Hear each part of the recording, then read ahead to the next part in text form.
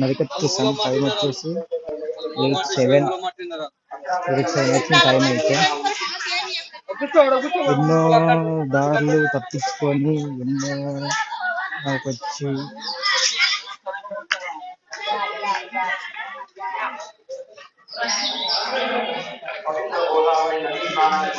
చాలా కష్టంగా అయితే ఫైనల్ గా వచ్చేసాం. పైన గంగమ్మ తల్లి విగ్రహం ఉంటుంది. ప్రతి ఒక్కరు తప్పక దర్శనం చేసుకోవాలి.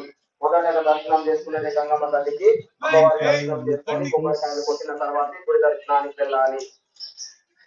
గోదావరి నది స్నానం ఆచరించిన తర్వాత పక్కనే గంగామాత విగ్రహం ఉంటుంది. ప్రతి ఒక్కరు తప్పక దర్శనం చేసుకోవాలి. మొదటగా దర్శనం చేసుకునే గంగమ్మ తల్లికి ప్రతి ఒక్కరు అమ్మవారి దర్శనం చేసుకోవాలి. ఎవరు కూడా ఈత కొట్టే ప్రయత్నం చేయకండి. నదిలో దిగేటప్పుడు నెమ్మదిగా దిగండి. స్నానం అయితే అయిపోయింది. గంగాదేవి దగ్గర నుండి స్నానం ఆచరింపచేయండి. ఇక్కడి నుండి తీసుకొని గుడికి వెళ్ళాలి. గోదావరి నదికి చాలా ఇష్టమైనది దీపారాధన. అంటే 12:30 వరకు అవుతుంది. ఆఫ్టర్నూన్ 12:30 వరకు వెళ్ళొచ్చింది. And next we have to go to temple this way.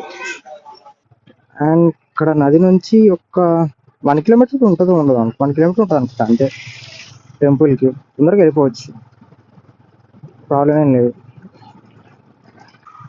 And స్నానం అయితే అయిపోయింది ప్రశాంతంగా. అండ్ గంగమ్మ దర్శనం అయిపోయింది. నెక్స్ట్ గోయింగ్ టు సరస్వతి దేవి, జ్ఞాన సరస్వతి దేవి. అండ్ మీకు ఒక విషయం చెప్తాను కదా, ఇది బాసర కాదు వ్యాసర అని చెప్పేసి దర్శనానికి వెళ్తున్నాను. వెళ్ళి వచ్చాక ఒకసారి మీకు ఎక్స్ప్లెయిన్ చేస్తాను. There is a small story behind it. And here is the temple. Temple entrance అయితే ఇదే. బైక్ ఒక దగ్గర పార్క్ చేసేసుకొని ప్రశాంతంగా ఒకసారి వెళ్దాం లోపలికి. అదే ఎంట్రన్స్. అండ్ ఇప్పుడైతే టెంపుల్ దగ్గరకు వచ్చాం. బైక్ పార్కింగ్, కార్ పార్కింగ్ ఏం లేదు. అందరు కార్ పార్క్ చేసుకుంటున్నారు, ఇక్కడ బైక్ పార్కింగ్ చేసుకుంటున్నారు. అండ్ ఇది బాసర కదా యాస అని చెప్పాను కదా, ఇంకా దర్శనానికి వెళ్ళే దర్శనం ఏమైనా చెప్తాను కదా, ముందైతే చెప్పేస్తాను. First the main thing is వేద వ్యాస మహర్షి. ఇక్కడ ఈయన తపస్సు చేస్తే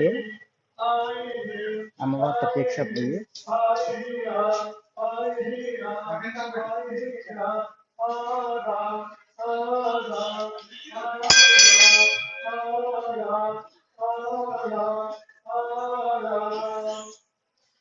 and he is the man behind this.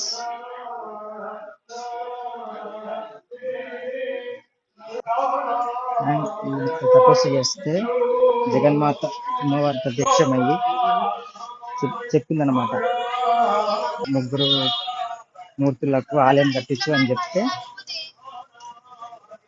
ఏం చేశారంటే నదిలో, గోదావరి నది ఉంది కదా, గోదావరి నదిలో నుంచి 3 గుప్పట్ల ఇసుక తీసుకొచ్చి పోసారనమాట. వాళ్ళే ఒకరు సరస్వతి, ఒకరు మహాలక్ష్మి, ఇంకొకరు మహాకాళి. అండ్ ఇంతమైందనేది ఒక హిమాలయాలోనే ఉంది, అంటే Kashmir. And most powerful is second. అందరు ఇక్కడ జ్ఞాన సరస్వతి అంటారు. అంటే ఇప్పుడు మనం చూస్తున్నాం యాక్చువల్గా ఉన్నది కూడా యాక్చువల్గా ఇసుకనే.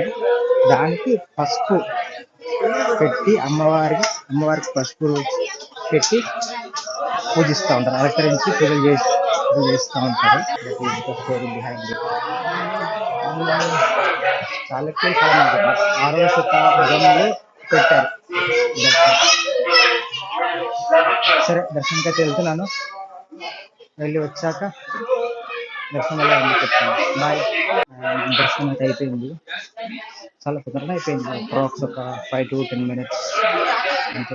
అండ్ దత్తాత్రేయ స్వామి అమ్మవారు ఇక్కడ చేసిన అమ్మవారు ఇంకా నార్మల్గా వేరే వాళ్ళు ఇంకా ప్రతిష్ఠించారు. వేరే అండ్ తర్వాత దత్తాత్రేయ స్వామి ఉంటుంది. దత్తాత్రేయ స్వామి తర్వాత నెక్స్ట్ మహాకాళి అమ్మవారు చూడాల్సింది కంపల్సరీ. అమ్మవారి మహాకాళి అమ్మవారు అయిపోయినాక నెక్స్ట్ వేదవ్యాసుడి లోపల ఒకటి గుహ ఉంటుంది, కేవ్ ఉంటుంది. దాని లోపలికి వెళ్ళి వచ్చాను అండ్ మళ్ళీ ఇంకొకసారి వెళ్తాను, మీకు చూపిస్తాను ఒకసారి. అలాగే చాలా మంది మిగిలిన చూపిస్తారు అండ్ మళ్ళీ చూపిస్తాను. అండ్ ప్రసాదం తర్వాత ఈ చక్కటి ప్రసాదం చూస్తాను. నెక్స్ట్ గోఫర్ టెంపుల్, అదే కేవ్ లోపలికి వెళ్ళాం. ఇంకా దగ్గర అది ప్రసాదం కూడా. అండ్ వేదవ్యాసుని గుహకి వెళ్తున్నాను, చెప్పాను కదా ఆల్రెడీ ఇంట్లోకి వెళ్ళి వచ్చాను. అండ్ మళ్ళీ ఇప్పుడు మీకు చూపిస్తా ఒకసారి. వ్యాస గుహకు దారి ఇన్ కేవ్స్ అండ్ అప్రాక్స్ ఒక 50 to 60 స్టెప్స్ ఉంటాయి. చూసి చూడగానే ఫస్ట్ అయితే నాకు భయం దన్ను కూడా వచ్చింది, ఎందుకంటే మరి అట్లుంది ఇక్కడ.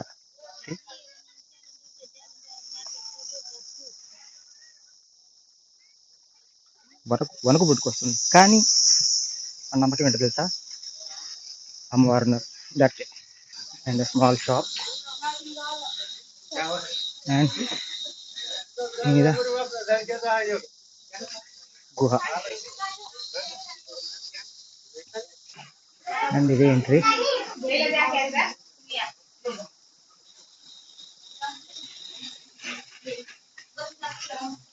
అండ్ ఒకసారి ఎంట్రీ చూడండి ఎలా ఉందో. అండ్ దిస్ ఇస్ లోపల గుహ లోపలికి.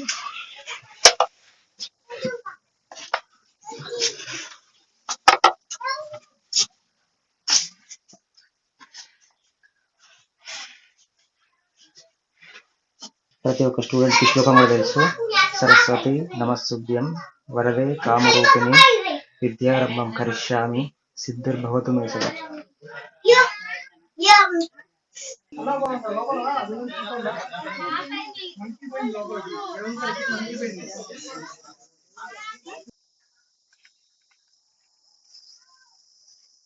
వేదవ్యాస గుహ కూడా చూసేసినాం. ఇది గోశాల, ఇది మహంకాళి అమ్మవారి టెంపుల్. ఇటు నుంచి ఇట్లా వెళ్ళాలి, అటు మనకి వెళ్ళలేదు. ఒకవేళ మొబైల్స్ అండ్ ఏమేమో వెళ్ళలేదు, అందుకని చెప్పి అటు వెళ్ళట్లేదు. 4 o'clock మార్నింగ్ అభిషేకాలు అవన్నీ స్టార్ట్ అయిపోతే అభిషేకం టికెట్ తీసుకున్న వాళ్ళు. అండ్ అక్షరాభ్యాసం కోసం అయితే మనకు ఎంట్రీ 7:30 నుంచి కదా, 7:30 నుంచి స్టార్ట్ అవుతాయి అన్నమాట, 12:30 వరకు. అండ్ చాలా మంది తెలిసి ఇక్కడ అన్నప్రసాదం కూడా పెడతారు. అండ్ 12కి స్టార్ట్ అనుకుంటున్నారు తెలిసి. అండ్ వేదవ్యాసుడు అని చెప్తాను కదా, చివరి వచ్చేసి మీకు స్టార్టింగ్ ఎంట్రీ చెప్తాను కదా, అంటే కురుక్షేత్రం తర్వాత గోదావరి ఒడ్డున ఉండి తపస్సు చేయడం మొదలుపెట్టాడు. తపస్సు చేస్తుంటే అమ్మవారు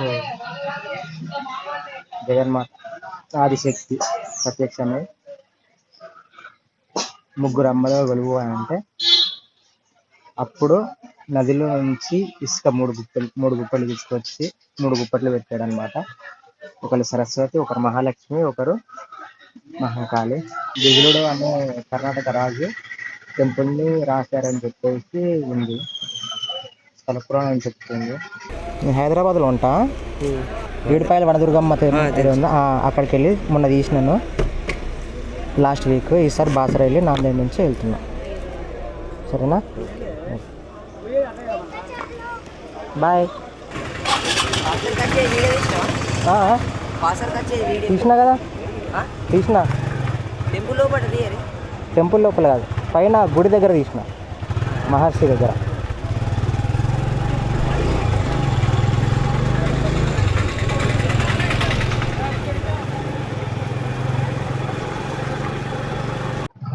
అన్నదానం ఇక్కడే అనమాట. అప్రాక్స్ 12 or 12:30కి స్టార్ట్ అవుతుంది అని చెప్పారు. We have to wait for some time. And అన్నప్రసాదం, అన్నప్రసాదం పెడతారు అనమాట ఇక్కడ. ఓన్లీ ఫర్ 500 రూపీస్ మాత్రమే. And this is away.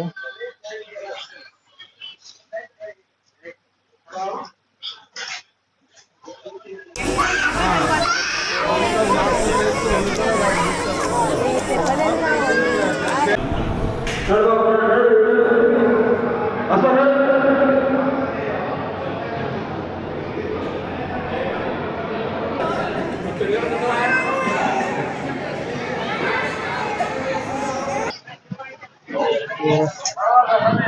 now we have to leave and we have to start Nanded.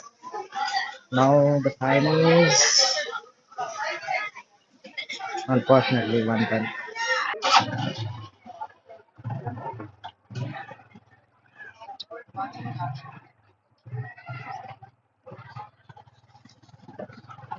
Finally lunch కూడా అయిపోయింది. ఇక్కడ లంచ్ కోసమే ఎందుకు ఉన్నాను ఇక్కడ అని అంటే అమ్మవారి ప్రసాదం కాబట్టి, ఎందుకంటే నా ఫస్ట్ నైవేద్యం అమ్మవారికి పెట్టిన తర్వాత ఇక్కడ ఇస్తారనమాట.